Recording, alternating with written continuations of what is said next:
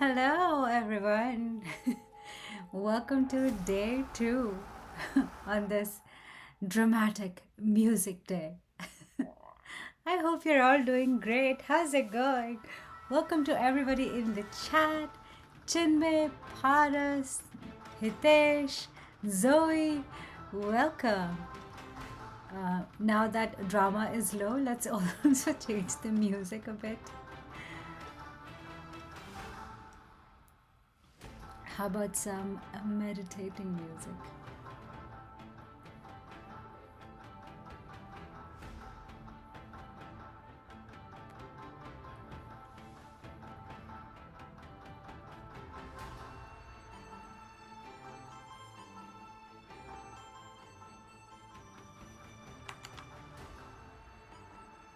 How are you all doing? Welcome to day two. Today's day is gonna be an exciting one. I have got two topics for you, and based on which one you like, I can choose one of the two. Um, Before we get started, I want to quickly introduce myself, these streams, and what we're gonna be doing here. This is a Build With Me 30-day live stream, and this is season 3. We have been doing this since January, and what started off as a 30-day thing is now in season 3. Holy shit. Small habits, big increments. Oh, look at that. My beautiful sunset lamp also with me here. How are you all doing? Where are you all joining me from? Everybody in the chat, please tell me where you're joining me from. Tech Queen, hi Shruti, I met you at Render ATL in 2022. Oh yeah? Wow, feels like so long ago. Hi Eddie, how's it going? So good to see you. Today's stream is going to be fun because I have two things. One is building an agent, and if you joined me yesterday, which if you did join me yesterday, tell me if you joined me yesterday. Columbus, Ohio, so cool. Rajendra, Hyderabad, India. Oh, awesome. One day I will end up in Hyderabad. I've never been there. I've never been to Columbus, Ohio too. I want to go there.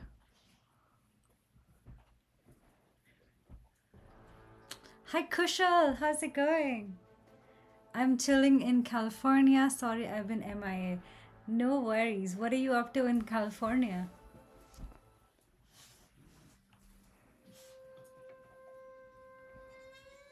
My Pepper is also with me.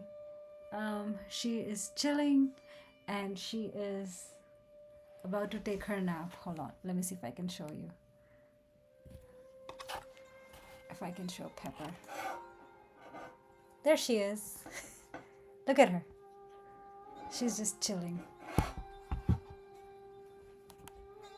AKA grooming.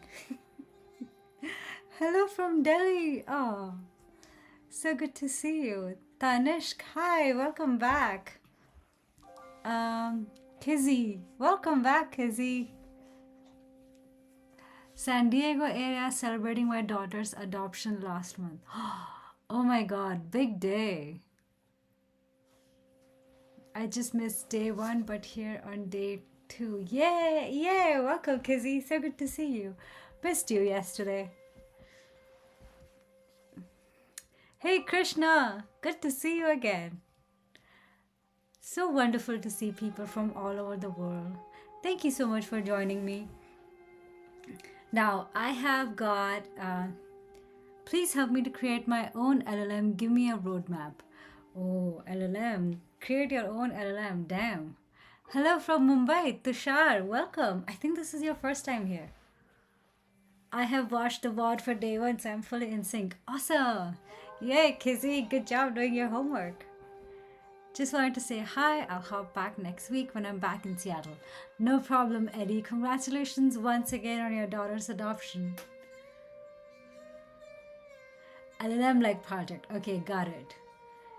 Ready with the project and have installed LangGraph and LangChain. Also, just have to start writing code. Perfect. You're already set. Already ahead.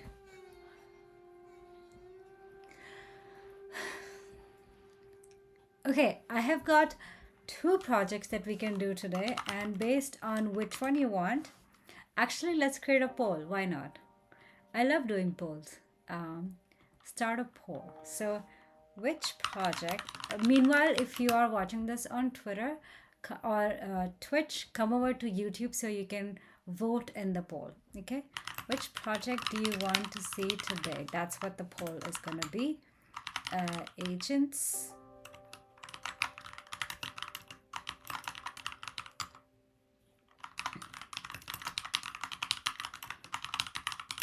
Okay, here are two options for you. Which of these projects do you want to see today? Did you see the new OpenAI Agents SDK they have now? I did.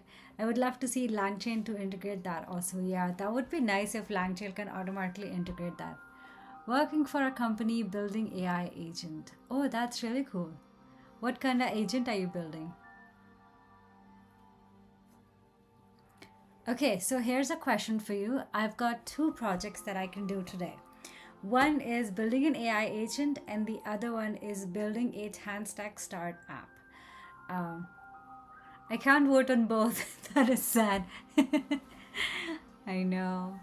I wanted to do both of them today, but I don't think I'll have enough time. Um, so if you're watching this anywhere except YouTube, come on down to YouTube so you can vote in this. Since if we do TanStack Start, then we could also check out Solid.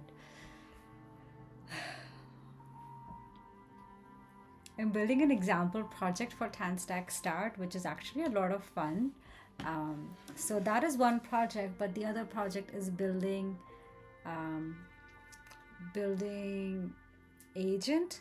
Yesterday we talked about what is an agent, how agent kind of what the architecture of agent looks like, what are the main characteristics of agents. We talked about that. We talked about what is the difference between LLM and an agent. And after this live stream, I'm also gonna go film a video on what is an agent and explain agent to me like I'm 5.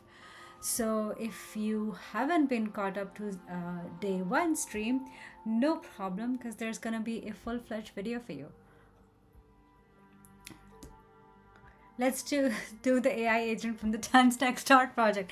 I had a feeling somebody would say let's do both. I'm living in India. Oh, awesome. Where in India are you? D office? Okay, most people are saying let's build an AI agent. Cool. I'm going to keep this open for like 2 to 3 minutes more. And then whatever you pick, we'll do that.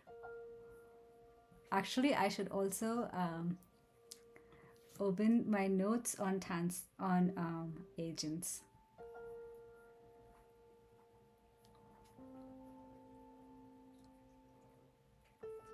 And if you joined me yesterday on the stream, say agent. But if you're joining here for the very first time, or if you missed yesterday's stream, say first. So if you joined yesterday, say agent, and so I will know how many people are already familiar with agent and how it works. And if you're joining here for the very first time, or if you didn't join yesterday, say first. And if you've already caught up with yesterday's stream, you can also say agent. Okay, agent, first time viewer. First. Okay, awesome. So I see some people are familiar with agent and some people are joining new.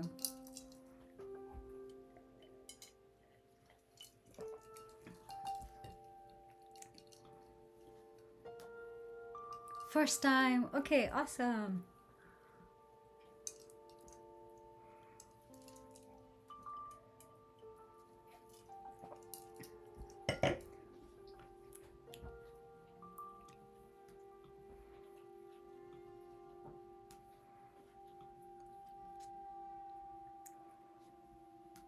All right, so 10 people voted and 70% people, which is 7 people, say let's build an AI agent. So let's build an AI agent. Cool.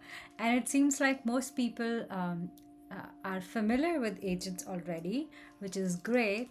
And then some people are new, watching this for the first time, which is not a problem. So I will bring you up to speed. But this is really good because as you have questions, feel free to leave them in the chat, and this will help me kind of understand or like gauge questions for the video as well that I'm filming. So if there's anything that I'm not able to cover today, I will make sure that I cover it in the video itself. Alrighty.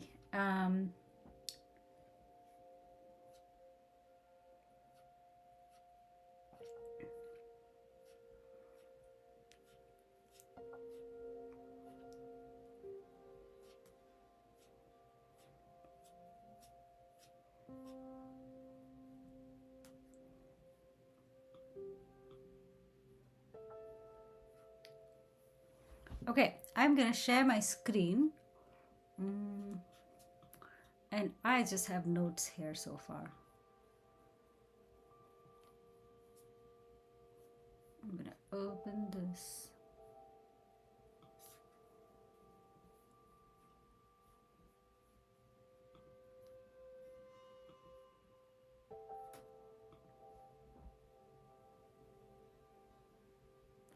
Is that a Shruti I see?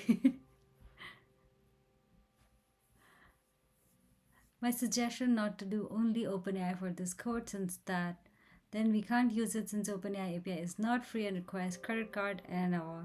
And it would be great to see you use the free API like Google. Hey Hunar, good to see you again.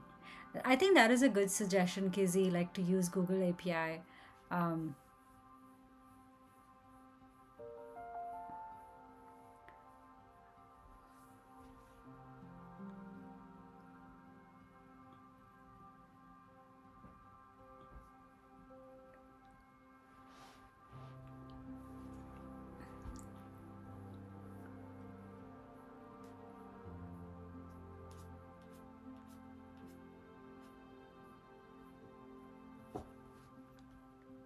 Okay, let me set up my computer so I can have LangGraph open as well.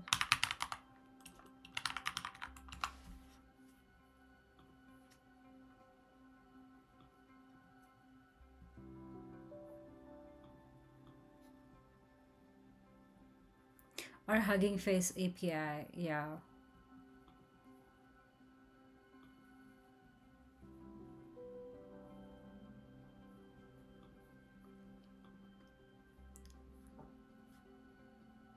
Okay, let's get started. So, for those who are unfamiliar with agents, let's talk about what agents are.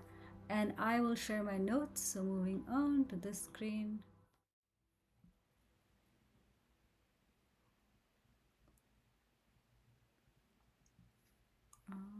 That is not the screen that I want to share. Let's try this again.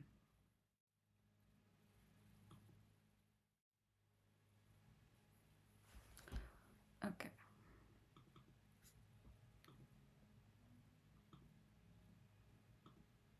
Display capture. There we go. Cool. Okay.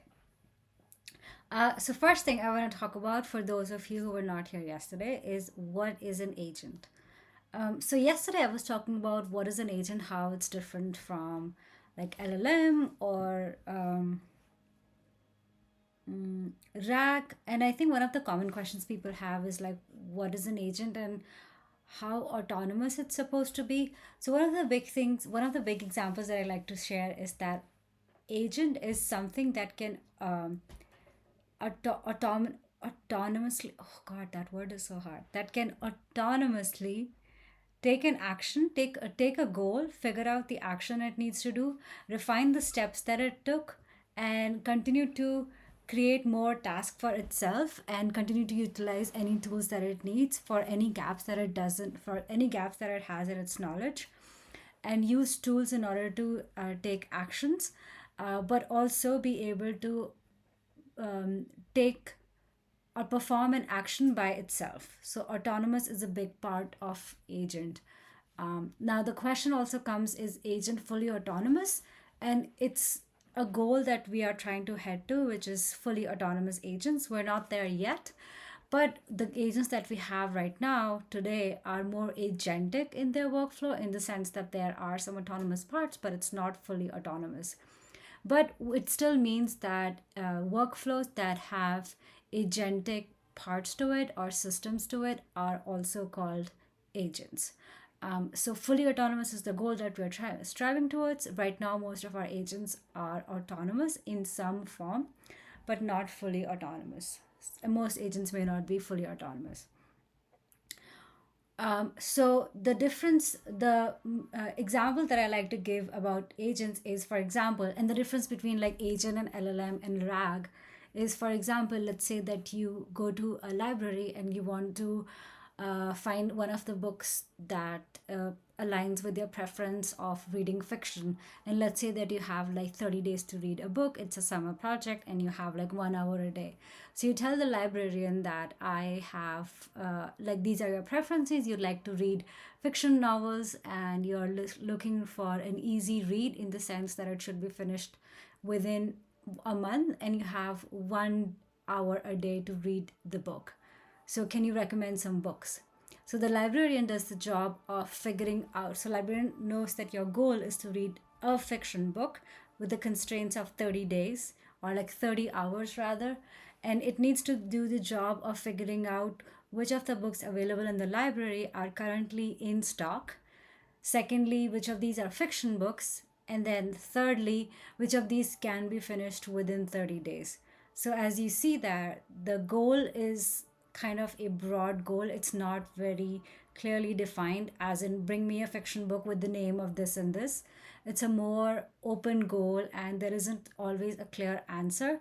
So the librarian is going to figure out the tools, is going to use the tools available to it, such as the internet. Like, it's going to read up on Goodreads, maybe what are some easy read books, what are some popular fiction books, or maybe it's going to figure out which books are currently in catalog in store, using the library's computers to figure out which of these books are currently in stock. So this way it's going to utilize like web scraping or like web search, and then it's going to utilize libraries tools, which is libraries catalog, to figure out the goal that you've given it. There could be multiple steps involved in it. It may need to like refine itself. For example, if it like finds a few books from Goodreads and you don't have that book available in the library, it's going to go back and refine its own steps, and it's going to go back and look for it again. So it might be like in a workflow, in a cyclical workflow, or it might be one shot where it finds a list of books and the first book is available and it gives you that. So the number of steps are undefined, and the agent has to do the job of figuring out, for this goal, what are the steps it needs to take and what are the tools it needs to utilize. And that kind of more ambiguous goal solving solution is what an agent does. That's the key characteristic of an agent, where the goal is ambiguous. The goal is not a straightforward like path. It's not like one to A to B. There isn't always a clear step. There isn't always clear number of steps. The goals may be more open-ended, and an agent may utilize one or more tools available to its disposal.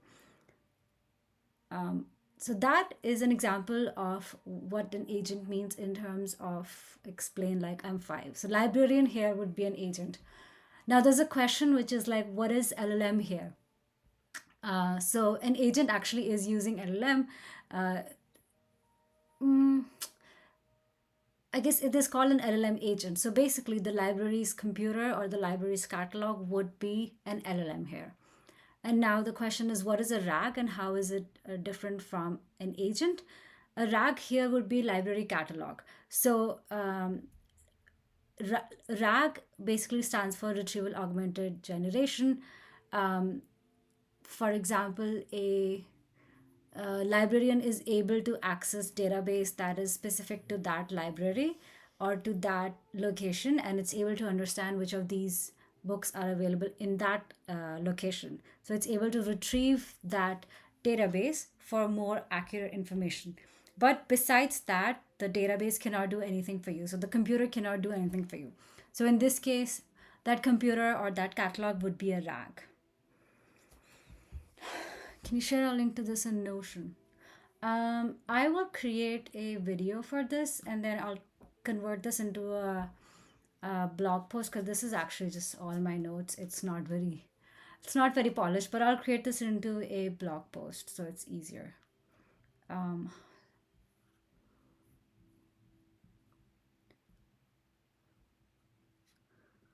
okay, what questions are there? Widely misunderstood. AI agents are widely misunderstood with many people mistakenly calling simple APIs AI agents when they lack true decision making autonomy. Um, So the difference between AI agents, complete autonomous AI agents, and agentic workflows is actually very blurred. Um, Agentic workflows and AI agents are kind of intermixed. So agentic workflows basically means that part of that workflow is autonomous, is agentic. When you say AI agents, in complete sense, it means that the whole agent is autonomous. um, Currently we are not at the place where there is no human interaction in an AI agents.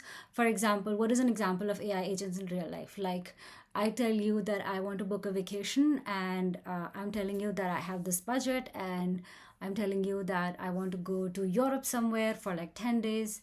And then the agent is able to figure out, given this budget, this is what some locations are, given their past travel history, they would like to go to, let's say, Italy, and then it's also able to book those vacations for you.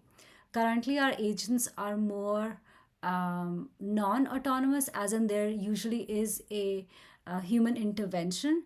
There are autonomous AI agents as well, but currently the human intervention is more prevalent in the AI agents. So agentic workflows, AI agents kind of used interchangeably, but the idea is how much degree of autonomy is there in those agents. That's what kind of defines between like agentic AI versus fully autonomous agents.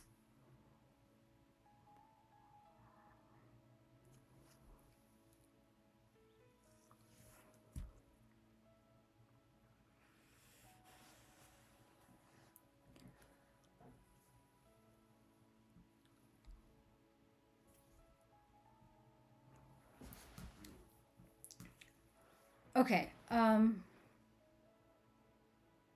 I think one of the big examples, one of the big systems of AI agents is how it is able to look at its inputs. Um, Oh, this is a really cool slide from Andrew that I want to show if I can maximize this. Yeah, that's maximized, right? Okay, so what is a non agentic workflow, which is kind of something that doesn't have autonomy into it, which is you give it an example like, please type out an essay on topic X from start to finish in one go without using backspace. So basically, what it's doing is that it is able to you're telling AI or you're telling like LLM write out an essay without refining or without revising. So it's kind of like what ChatGPT throws for you, like gives you in first shot. For example, if you ask it to create an outline, it's going to go from top to bottom, just create it out for you. But then if you feed that back into ChatGPT itself and you tell it like this is the outline, can you find flaws in it? Can you tell me what are some recommendations? ChatGPT is going to give you back some more suggestions, and then you say improve this outline by looking at this feedback. So it's able to revise what it gave, and it's not one shot anymore. It goes back, it reviews it, it finds more errors, and then maybe it has another tool through which it can review your grammar and so on. And so it revises that and it goes through like a cyclical process. That is an agentic workflow. So for example, you'll say something like write an essay outline on topic X. Do you need any web research? So you write a first draft and consider what parts need more research, and then you revise your draft. So that is the difference between like non-agentic workflow and agentic workflow. And this also makes it more clear on how agents and agentic workflow are kind of interrelated. So what is not an AI agent is like a simple one shot. You ask ChatGPT to write an essay, whereas agentic workflow is like a circular iterative process. Can you write the outline, research the outline, and refine the outline? Our ideal goal is to be fully autonomous. You tell it to do something and it's able to do everything. So, for example, in writing an essay, basically you give it a few tools and you say, write me an outline for like creating a video script. And you say, these are the tools that are available. This is the trending videos. This is a grammar tool. And like look up on YouTube what are some common trending items and what is a gap. And so it's able to do all of that for you. If an agent is able to do all of that for you fully autonomously without like user intervention, that's a fully autonomous AI agent.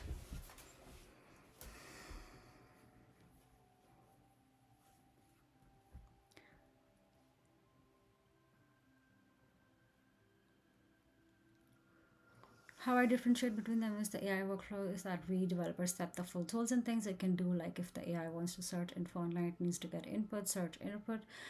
But the true AI agent is we just give 20 to 30 tools actually to the LM, and the LM can decide the whole loop of what tools to use and can loop on its own output and refine the outcome multiple times. Um, So basically, the developer sets the tools for AI agent in either way.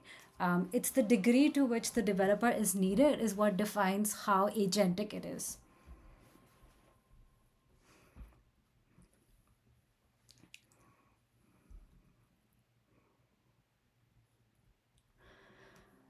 And here are some important design patterns of agents that Andrew has also kind of given a mnemonic for, which is red turtles paint murals. And this graphic I feel like is very nice. This is by, I think her name is Tina. Damn, I should remember her name. I think her name is Tina. But this is what the main design patterns of agents are, which is reflection, tool use, planning, and multi-agents. Which basically means reflection is that an agent is able to review its own errors and make improvements. And if there are any refinements, it can do that for itself. Tool use is the ability to use tools. Tools is something that helps a agent get access to resources outside of its own LLM's capability.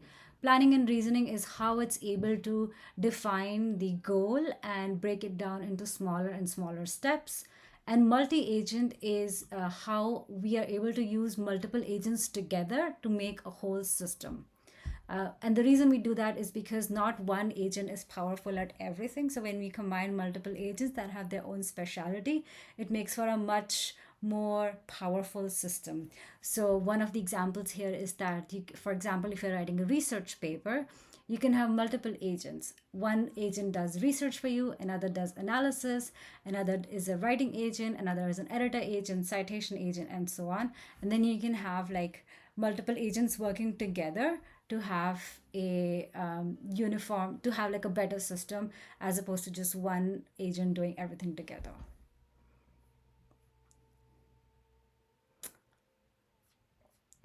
Okay, this is a graphics that I wanted to show you. So this is what makes for an important part of agent, which is the planning, the memory, and the tools, and that kind of defines what kind of action it's going to take.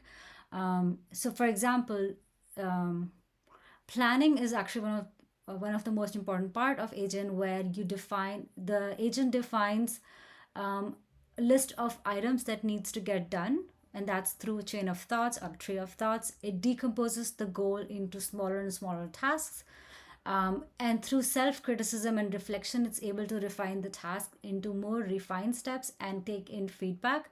And through that, it's able to create tasks that it can use to perform next items. In order to perform those next items, it needs to have access to tools. Some of the examples of tools is like calendar, calculator, search, access to its own database, access to a more private database, access to an external API, things like that. That will be a tool. And then memory is short-term memory and long-term memory. Short-term memory is memory within context. So you might have seen this within ChatGPT when it has access to your like the last 5 commands that you gave. And then long-term memory is access to a more unique, like a vector store, or like things that are more in line with the specific goal that it has in mind. So a vector store would be an example for this. Um,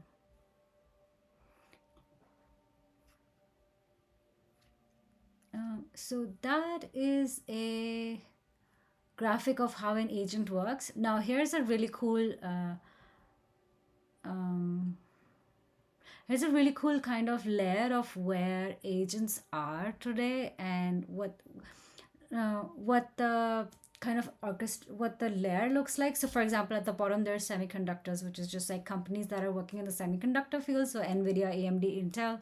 And then there are companies that are working on the cloud infrastructure of this, like AWS, Google Cloud. Then we've got the foundational models through which we can access agents like OpenAI, Anthropic, and Meta.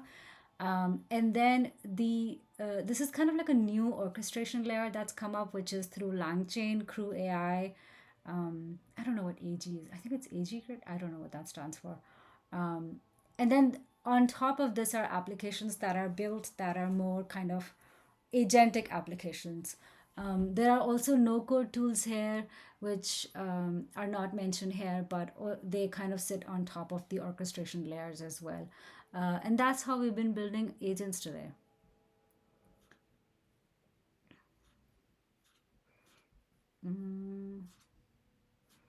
Let's see what else. Yesterday, I was also talking about a few videos that I recommended you watch. Um, Tools is nothing, just a function. Tools could actually be APIs as well. Um, Tools could be access to a database as well. Tools could be anything. What do you define as AI developer? Are you a front end developer, full stack developer, or AI developer? Um, I am a I'm a developer. I don't know. Front end, I can do front end, back end, full stack, AI. I'm a developer. I get shit done. um,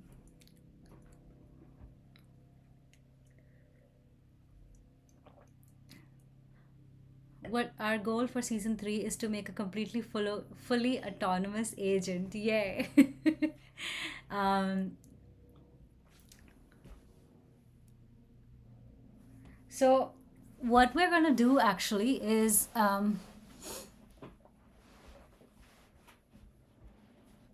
tools could be API or access to database, but those are all just functions in any programming language. Well, then everything is just a function, isn't it? Um, so what we're gonna do actually in this season is we have been creating this learning AI repo where we have created a search properties app in like a real estate app that helps us to create properties or like look for properties in Seattle. Uh, and then get AI powered recommendations. So we've been using Convex to do this, and we've been creating this using OpenAI for creating embeddings. What we're going to do in this session, actually in this season, is we're going to create a agent that helps us to find apartments that match our goal of finding apartments that are in a good walking distance within a certain radius. And why we're doing this is because we have here's what we have so far. We have this real estate app that takes in a oh, hold on, I actually have I have this architecture. Never mind, I'm just gonna write it here. We have a real estate app where we write users preferences, and the user can write preferences in a sense as in, I'm looking for a 3-bedroom house in Seattle in the range of this to this, right? So that's what the user writes. This is what we have currently. And then what we do is we generate a list of properties that match that area using Zillow API. But what we want to do is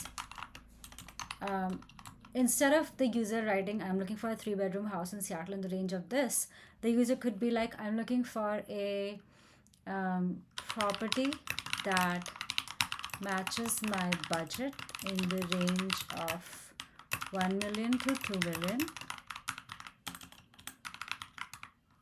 million with proximity to transit, or they can say with proximity to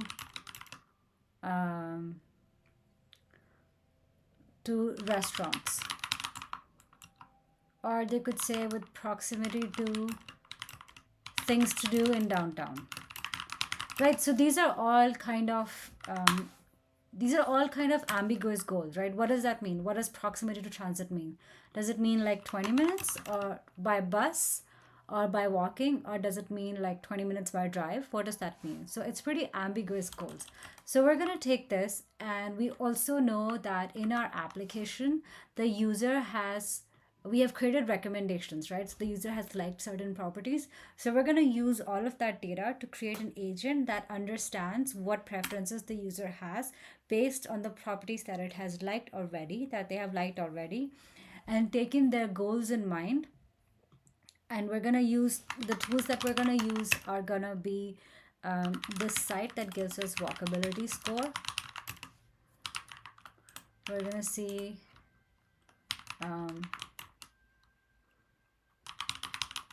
Redfin stats on like neighborhood and things around it. And then we're going to see the recommendation engine that we already have. This is in convex for us. This is actually our vector source. So these are the tools we're going to use. Redfin or Zillow stats. And then what is the goal we are trying to solve? This is the goal we are trying to solve. Find an apartment or a house in a budget range with the preferences of the user. And so these are kind of like the constraints the user puts, the tools. And then what kind of memory are we going to give? We're going to have the contextual memory, but we also have the vector source for recommendations. And then the planning is how we're going to break down the tasks into, break down the goal into smaller tasks. So that is how we're going to build our agent for real estate.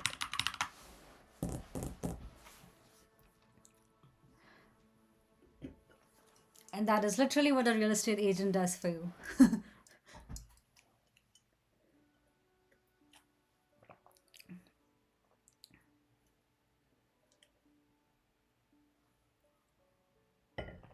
going to pause here to see if there's any questions. And also, what's up with music?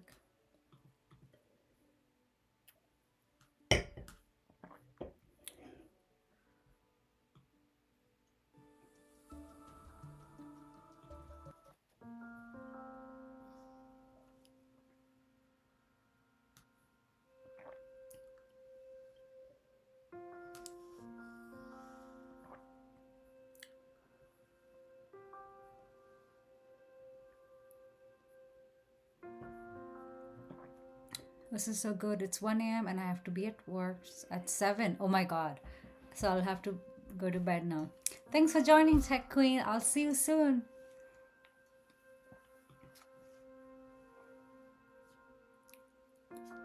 Yes, catch up on the blog. I'll post it on Twitter as well when it goes live.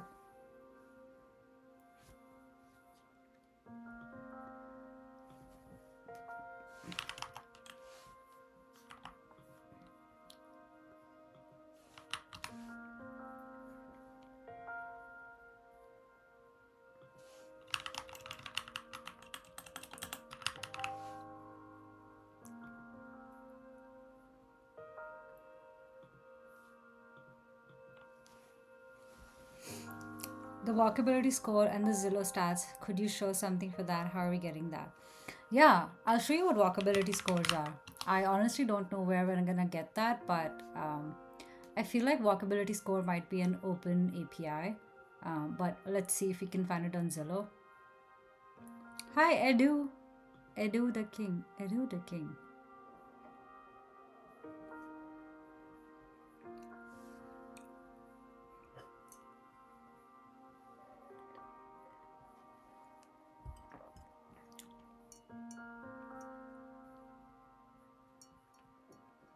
There it is, walk score. You see that? Um, so walk score, transit score, and bike score, this all comes back in Zillow's homepage. I don't know how much we get back from that API that we have actually. Let's take a look. So Rapid API is what we're using, and then if I sign in,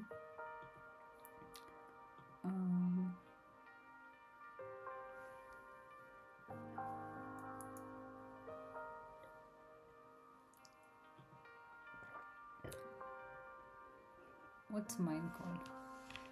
Zillow API. This is the one.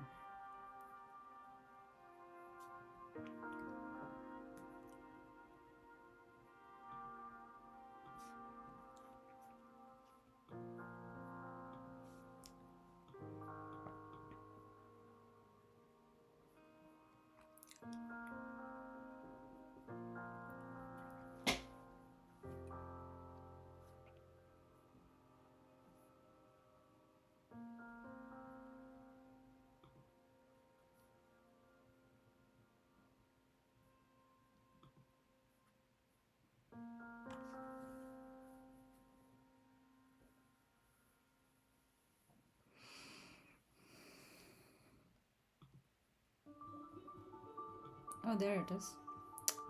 So if I fetch this,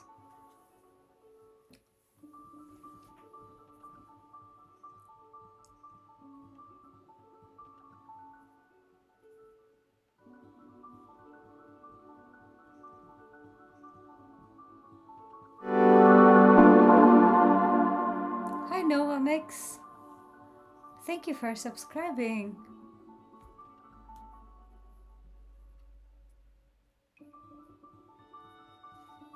Okay, let's test this endpoint. Okay, we get walk score of 34, transit score of 32, bike score of 45. So that comes back from the Rapid API itself. It gives us back walk score, which is awesome.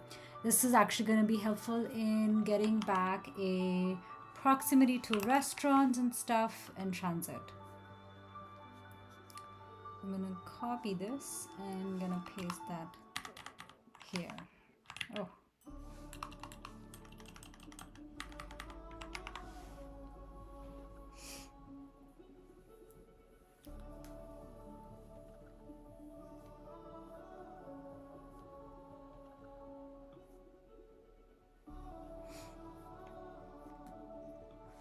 And then one thing that we could do is, like if we are in, for example, Bellevue and we have like an address here.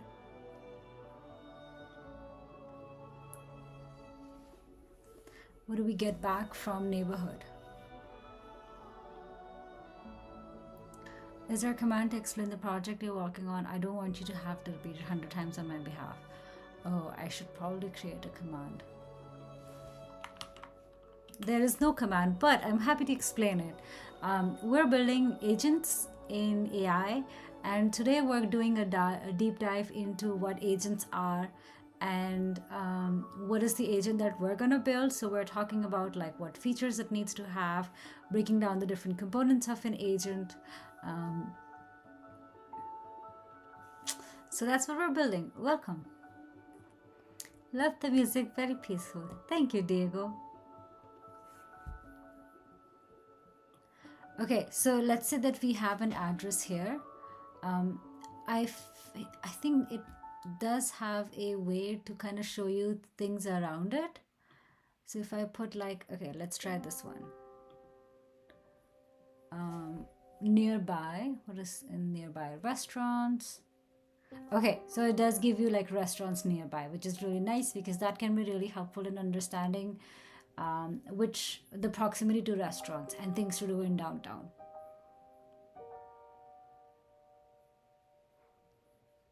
I enjoy building with AI. Nice.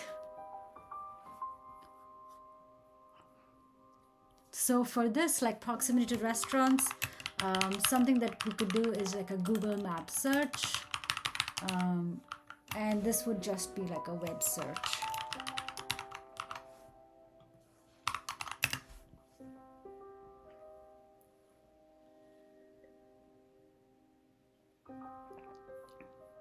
And same with proximity to things to do in downtown. So if you look for things to do in downtown, it actually gives you like things around this area as well, and we can kind of figure out how far these things are to the apartment that we're looking at. So that'll help us kind of get an idea of livability score.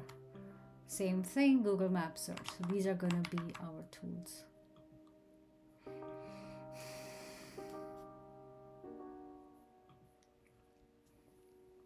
Now, yesterday we were looking at this tool called Trevi. I think it was called Trevi.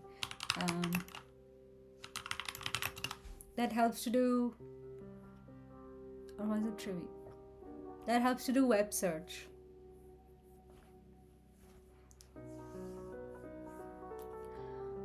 But what I want to do right now is get into LangGraph and see what are the ways of creating an agent. Yesterday we talked about how to build an agent with LangChain, but we also figured out that that was actually the deprecated way of building agents in LangChain. So the recommended approach is to use LangGraph. So we're going to look up LangGraph's documentation today to see how to build an agent. Okay, JS docs. All right. Meanwhile, I'm going to pause here to see if there are any questions.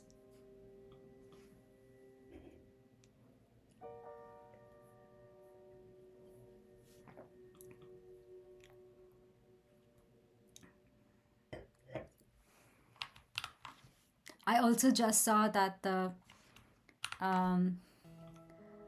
poll says that 84% of people want to see build an AI agent as opposed to CanStack Start app. So I'm glad we're building an AI agent. Wait, LangChain is old now. No, LangChain is not old, but building AI agent with LangChain is the deprecated way of doing it, and they recommend building it with LangGraph instead. Yesterday we did walk through the documentation of how to build an agent with LangChain, but they talked about how it's better to use LangGraph because with LangChain it's more trivial. Like the agents that are created are more trivial.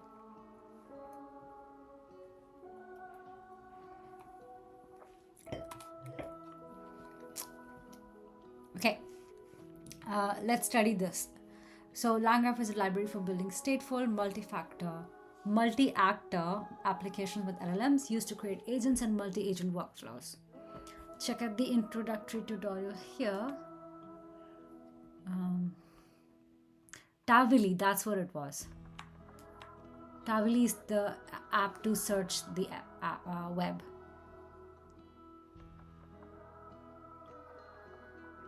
So this is what we're going to use.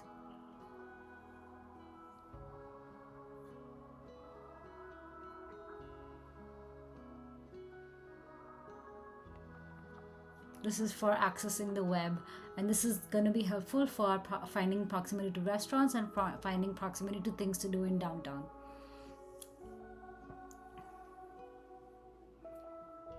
Okay, so let's see. Here are the steps. LangChain is inspired by this and this, blah, blah, blah. Why use LangGraph? Okay, LangGraph powers production-grade agents trusted by LinkedIn, Uber, Klarna, GitLab, and many more. Are you locally hosting your LLMs? No, I'm actually using OpenAI.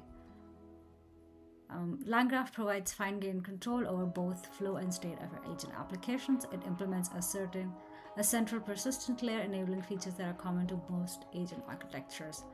So memory being one of those, LangGraph persists arbitrary aspects of your application state, supporting memory of conversations and other updates within or across user interaction. So this is going to be helpful for us because we do need short-term memory for context, for the contextual part of the application. So it says that LangGraph can store memory for you in its persistence layer, which is good. And also human in the loop because state is checkpointed, execution can be interrupted and resumed, allowing for decisions, validations, and corrections at key stages via human input. That's good.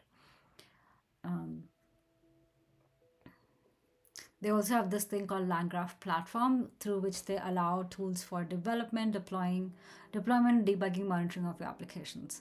Also integrate seamlessly with LangChain and Langsmith. Cool.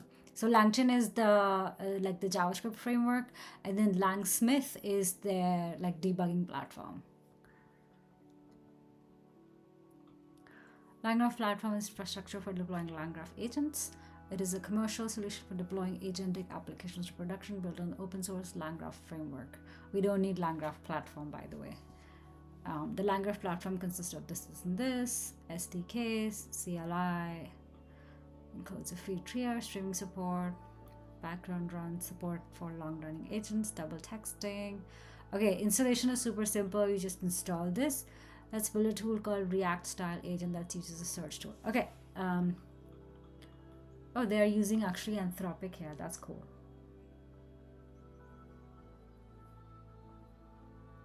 Okay, let's do this. Let's copy this. I'm gonna open my code.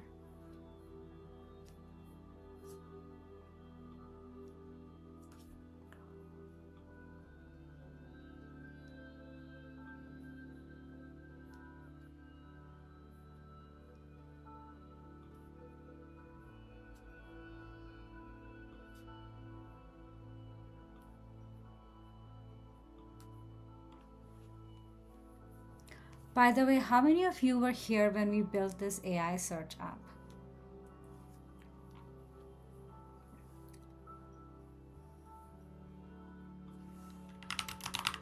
This learning AI search app. How many of you were here?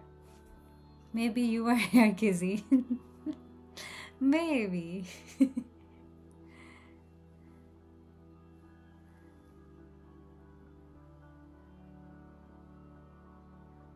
Definitely here from the first step of the way.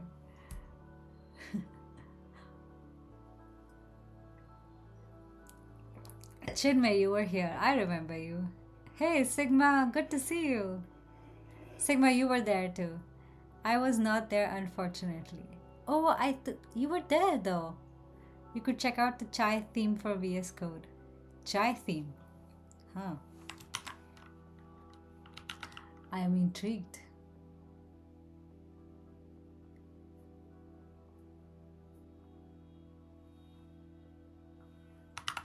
Where is my widgets? Okay. VS Code is like, not today.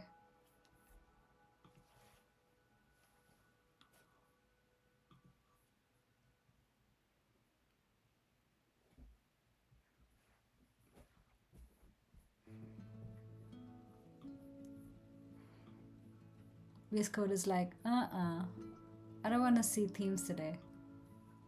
Okay, there we go.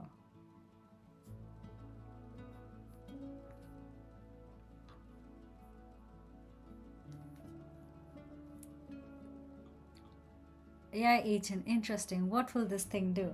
We're gonna use it to search for properties like we've been doing, but it's gonna be smarter in the sense that we're gonna give it some ambiguous goals like look for proximity to look for proximity to things to do in downtown or restaurants in downtown, and we're gonna ask it to figure out those things. So we're gonna give it more ambiguous goals, more complicated goals.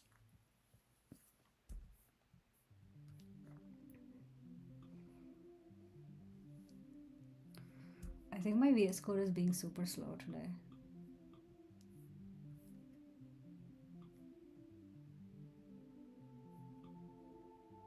Alrighty, so let's set up this.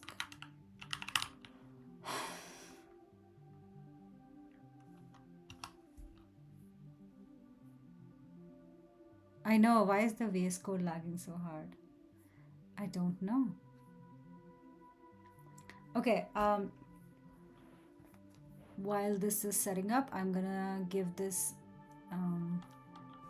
npm modules to install in a new branch called agent, but we're gonna keep going through this documentation because I want to kind of read what this documentation involves. So okay, so let's see. We've got LangChain and Anthropic, so we need Anthropic API. So far, we've actually used OpenAI, so we need Anthropic's check RAM usage. I think sometimes, like when I have Notion open and I have Discord open, actually, which I do right now, and Streamlabs open and VS Code open, my computer goes crazy. These are very heavy application, it seems. Um, so I'm going to close some applications.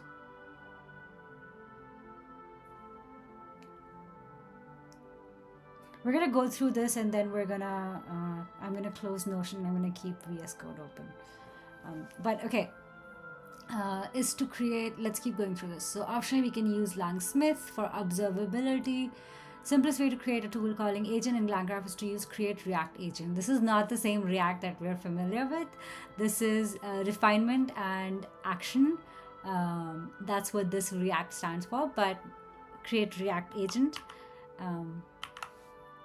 So the way they do this is they create a React agent from LangGraph, memory saver, chat, Anthropic tool, and these are the tools it uses, and then define the tools for the agent to use. So we define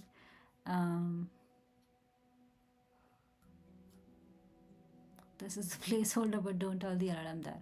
So if query.tool lowercase includes this, includes San Francisco, it is 60 degrees and foggy. Okay, so this is just a placeholder for the tool. Then it says name is this, call to surf the web, tools is search. And then search is this tool they created, but this is actually just a placeholder. And then the model that they're using is Claude. Initialize memory to persist state between graph runs. This is where we talked about like the long-term memory and short-term memory. So this is the part about short-term memory. Then they create an app here, create React agent app. The LLM is the model, which is Chat Anthropic, Claude Sonnet. Tools are the tools that we provided. For us, it's going to be search, and then checkpoint saver, which is the memory. So we provide the model, the tools, and the memory. And then in order to invoke the agent or use the agent, we basically just pass it app.invoke, just like how we call our chain in LangChain. We give it the role, user, what is it, whether an SF, and then log the result that comes back. What is this thread ID? Okay, based on the search results, it's currently 60 degrees Fahrenheit and foggy in San Francisco, which is actually, I'm pretty sure that's just what this comes back, which is quite typical weather for the city. Okay, now when you pass the same thread ID, the conversation context is retained by the saved state. Okay, that's what that is for. What about New York? And then it says, according to search results, it's currently 9 degrees Fahrenheit and sunny in New York City. That's quite a warm day for New York. So that's basically it. So, okay, so what did it do? It actually created a create React agent. You provided the model that we're going to be using. For us, it's going to be Claude Sonnet. They're using Anthropic's model, so that's the model that they provided here. They provided which tools, and they provided memory, and that is to keep context, and that's all. Yesterday, if you remember the chain that we were calling, it was basically the same thing. You provide the tools, you provide the models, and then you just invoke it, and that's what they're doing here. So it looks fairly straightforward.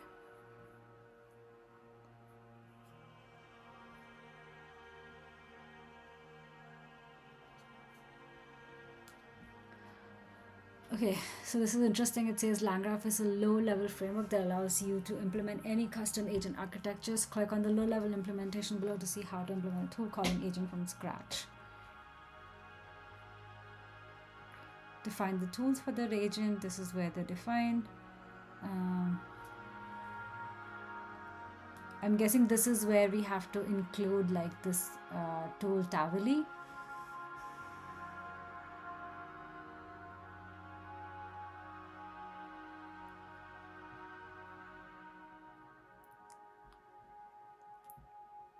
Okay, so this is an interesting function. It says define the function that determines whether to continue or not.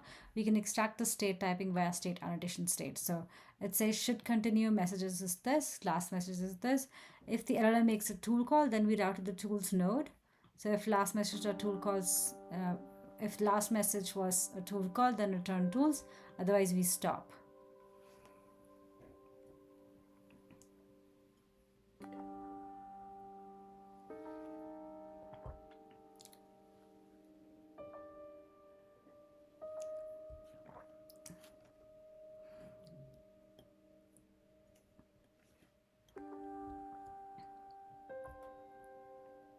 Okay, and then they create like a new graph here. They're adding a node of agent, adding a node of tools, adding edge, start agent. They're basically creating a new graph. That is so interesting.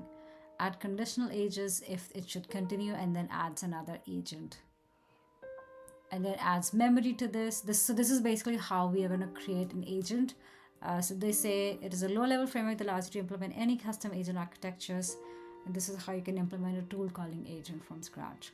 I don't think we're going to be needing this, but this is interesting that in order to create a tool calling agent, you can actually create a graph and add multiple nodes to it. One of the nodes being an agent, one of the node being a tool, and then should continue kind of defines whether you need to use more tools or not. So it's kind of very interesting.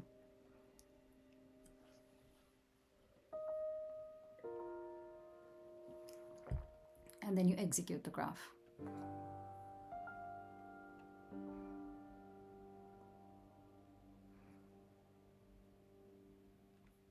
Okay, let's see what people have been building with LangGraph. So it says you can use it for streaming, to adding memory and persistence to common design patterns like branching, subgraphs. These are the places to go if you want to copy a specific code snippet. So let's see what we have available. How to install and manage dependencies, how to use LangGraph JS in web environments. Ooh, interesting. Okay, so you've got that, base human message, graph state.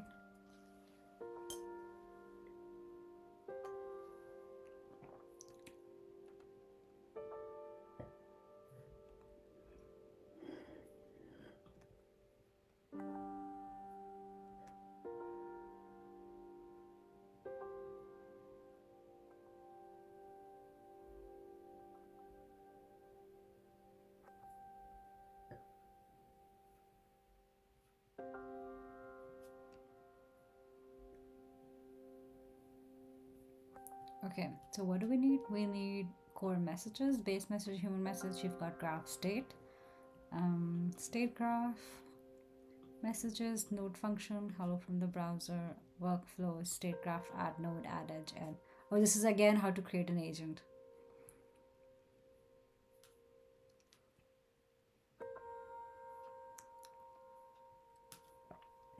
Okay.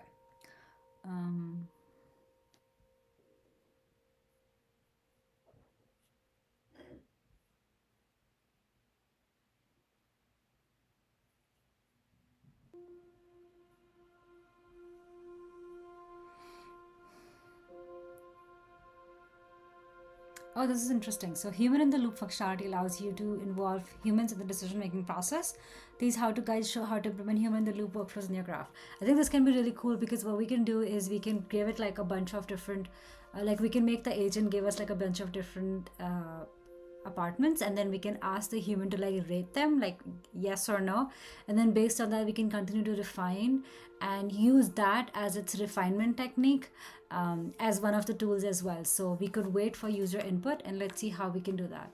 So it seems that we're going to use interrupt. Let's see, so we can implement these in LangGraph using the interrupt function.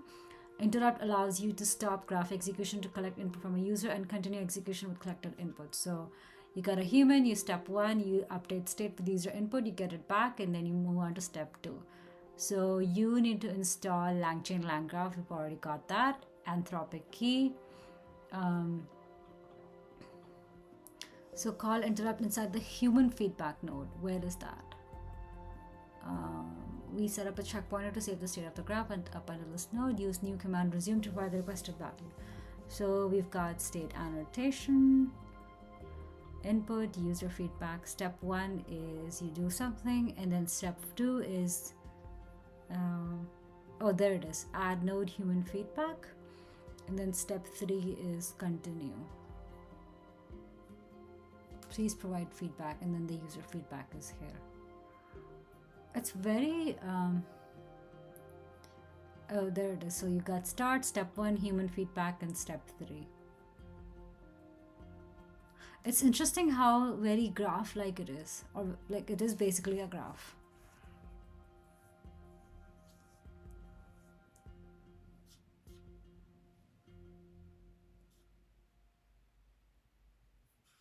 I see they have a search with AI prompt also.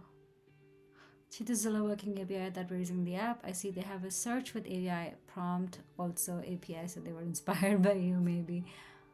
Oh, really? Let's see. Um, search with AI. Where is it?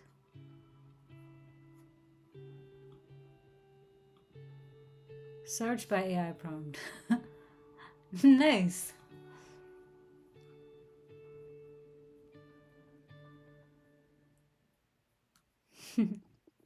Very cool. That's awesome. How does this work? So if you test um, property,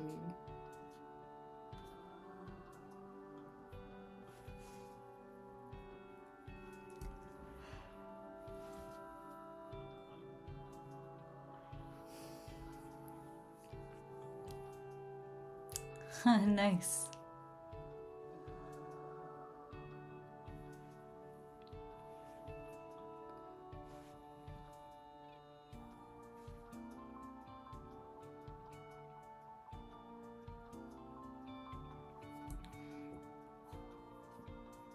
That's cool. I love seeing that.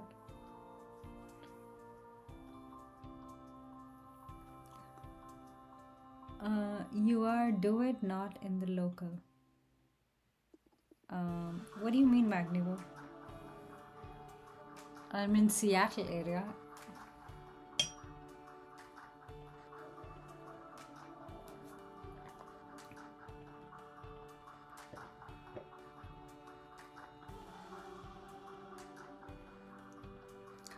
Okay, where were we? We were reading up about human intervention. Are they watching your streams? I have no idea.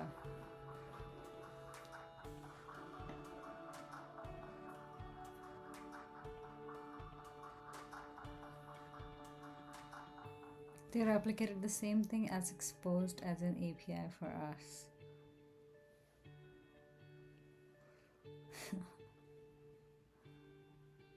You're making agent system on your computer. I'm making agent system on my computer, yes. But I'm actually using LangGraph to do it. Or I will be using LangGraph to do it. It's 1:44 a.m. in Boston. Oh my god, Yash, it is so late. I'm so glad you were able to join us this late.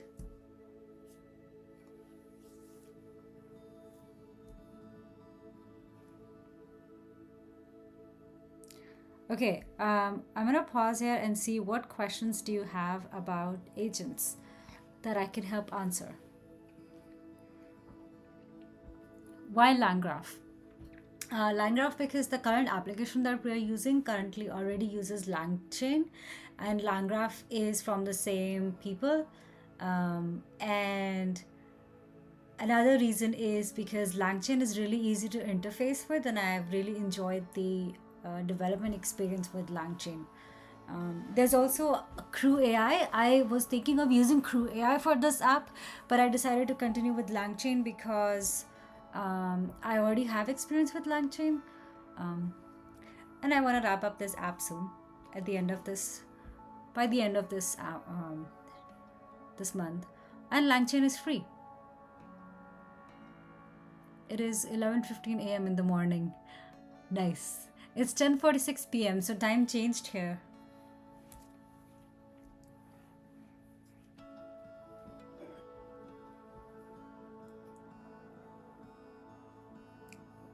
MIT license, yes. This is also in this repo called Learning AI.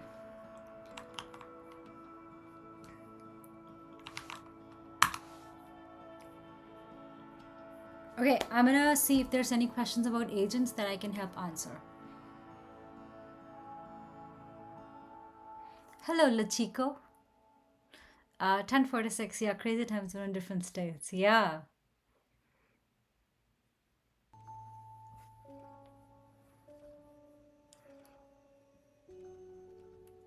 What keeps you up so late, Yash? It's pretty late. I don't know how, but I'm glad you two recommend this. Ah, I'm glad you're here, Lechiko. Where in the world are you, Lechiko?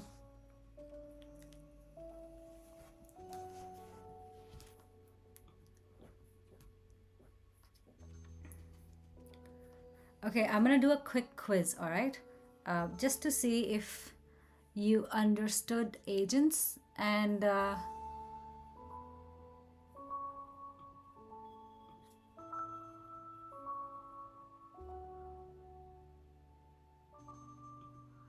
I'm gonna do a quick quiz in YouTube. So come on down to YouTube once again if you're watching this anywhere outside of YouTube. And from the material that I shared with you today,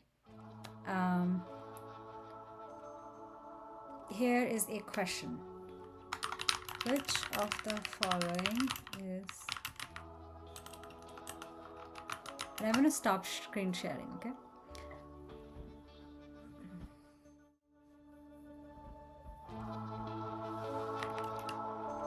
An agent pattern.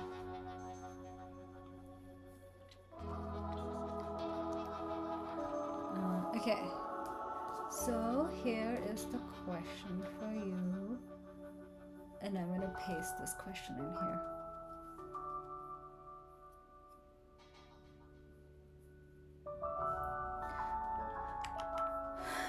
Agent design pattern. Okay.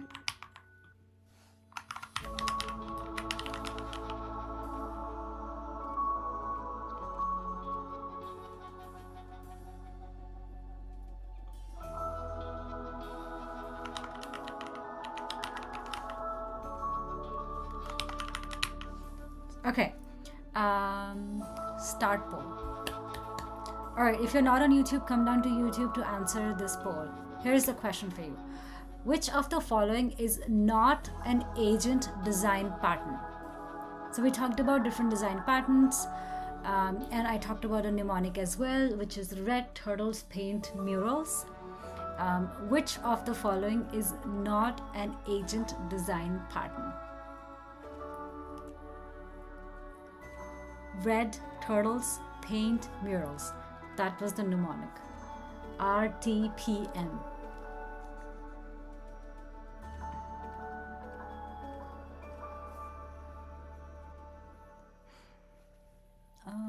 Okay, so there's some questions here. What specific APIs or datasets should be used for points of interest in restaurants?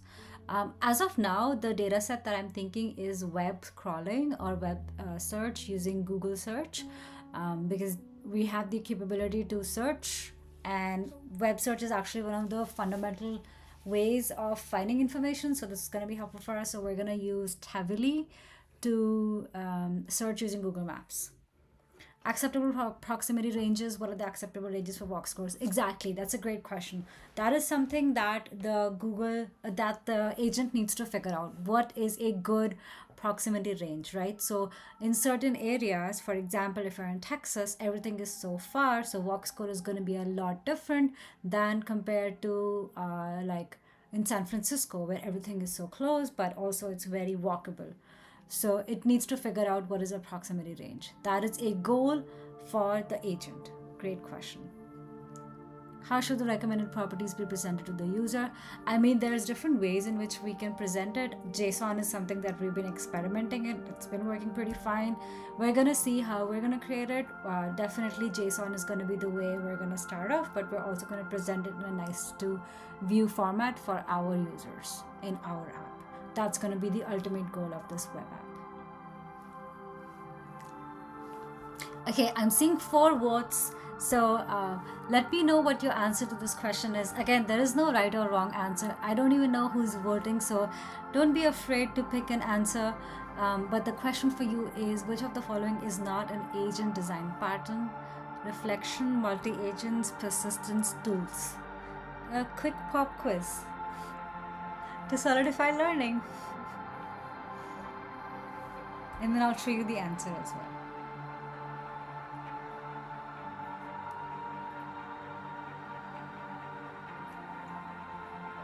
Oh, by the way, I'm drinking a tea cocktail. Don't think I'm drinking wine on the stream. Not tea cocktail, but a tea drink from Trader Joe's. Are you whining and coding? Oh no, I would not do that. I would not be able to write anything or even think anything.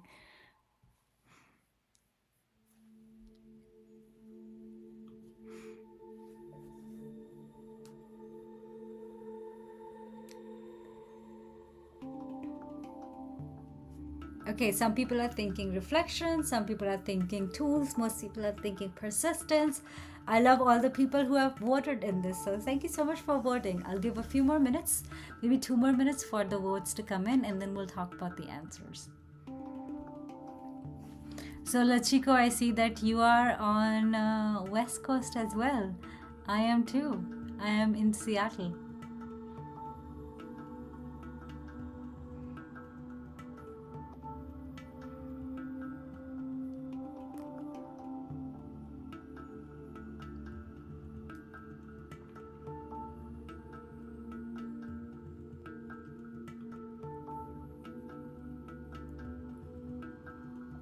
You're in Vancouver.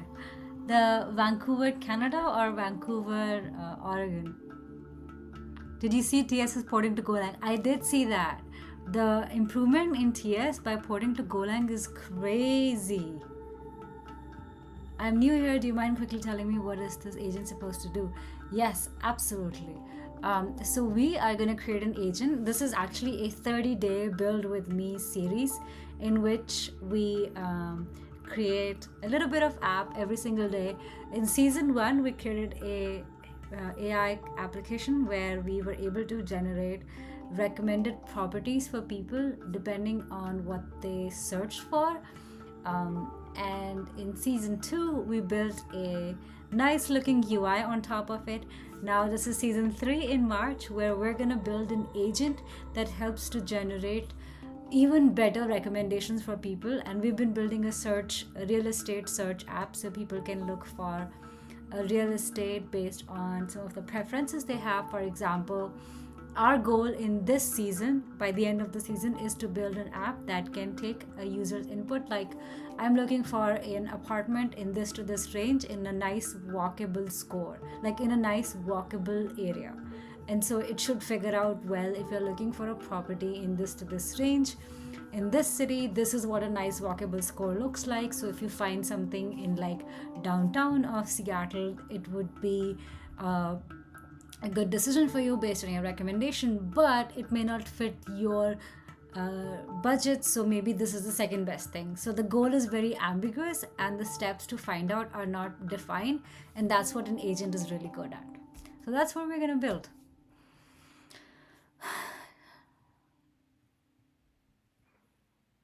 Kind of like a Zillow clone. Yes. Seems like a good startup idea. I know, right? I might sell it to my dad, who's also a real estate agent. Okay, let's see. So, which of the following is not an agent and design pattern? The correct answer is persistence.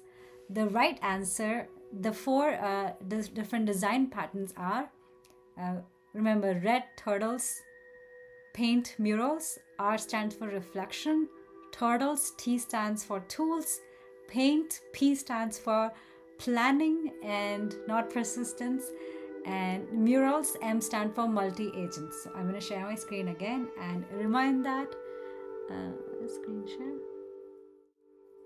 Yay, you were correct in poll. So here's what it stands for. Remember, red turtles, paint murals, reflection, tools, planning, and multi-agents. Reflection is agent reviews its own errors, makes improvements. Tools is the ability to use external tools for performing steps.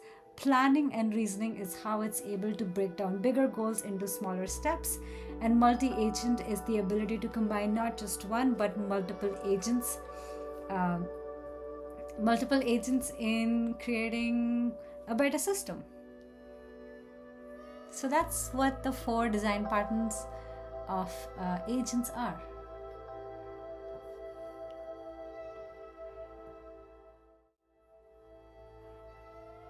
Persistence is just the memory, and we do give memory to the agent. That is true. Okay, so this is all I have for you today. Today was kind of a preface to what building an agent would look like and what an agent is. So a recap of yesterday, but also a look forward in the future. Tomorrow, I'm going to come with LangGraph installed, and here's the homework for you, okay? I'm going to share this page with you. If you are interested in building an agent, this is what I want you to do. Homework. Install LangChain, get an API key for Anthropic, and install, what else do you need?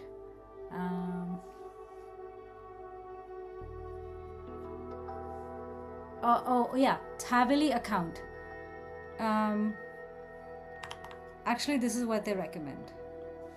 This is the 3 things that are in the documentation that I want you to install by tomorrow, okay? Here are the 3 things. Node.js version 18 or newer, LangGraph, Tavily account, and OpenAI developer platform. And here is the page. Sorry, teacher, I came in late. No worries. No problem. How is it going? Hi, it's Sterling. Good to see you again. It is going well. I'm sharing that on Discord. I have made an MD file with full conclusion of the plan we did today for the app. Thank you, Kizzy. I love that you did that. Awesome. Okay, so here's what I want you to do. If you want to build an agent with me, install these recommended prereqs. It's in the link that I just shared. Bring that tomorrow, and tomorrow we're going to start building an agent. And I am going to create an architecture with you of how it's going to work tomorrow. But for now, thank you so much for joining me. I hope this was helpful for you. Don't forget that if agents is new to you, there is a video coming out this week on my channel that's going to talk about what are agents, why agents are so popular today, what are the different design patterns of agents, how you can build one, kind of like a preface to what we just talked about today. So I hope that was helpful for you. Thank you so much for joining me today. I will see you very soon tomorrow, same time, 9:30 p.m. PST. Bye.